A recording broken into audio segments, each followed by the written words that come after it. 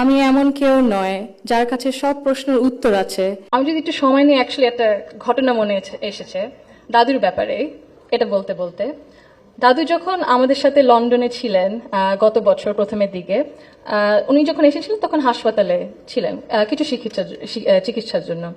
ওখানে বিভিন্ন ধরনের বিভিন্ন দেশ থেকে নার্স ছিল, ডাক্তার ছিলেন, এবং একটি নার্স ছিলেন নাইজেরিয়া থেকে। আম্মা আব্বা একদিন দাদুকে সকাল সকাল দেখতে গেছিল। তো নার্স তারপরে বললেছে যে, ও আমি তো আপনার মাকে চিনেছি। আম্মু আব্বু বললো, কিভাবে? আপনার মাই প্রথম ইলেক্টেড প্রাইম মিনিস্টার বাংলাদেশের না? আম্মু আব্বু তো অবাক, হ্যাঁ আপনি কিভাবে জানেন? তো নার্স তারপরে বললো যে, আপনাদের যে উনি যে এত কিছু করেছেন এই মেয়েদের শিক্ষার জন্য, specially primary education, food for education, cash for education, এগুলো আমাদের সরকার ওই ৩৫-৩০ বছর আগে দেখে ইমপ্লিমেন্ট করেছিল। আর ওই কারণে লক্ষ লক্ষ মেয়েরা গ্রাম অঞ্চলে, ওদের দেশে গ্রাম অঞ্চলে বিভিন্ন জায়গায় সদরে এখনো শিক্ষা পাচ্ছে, অন্তত প্রাইমারি এডুকেশন লেভেলে।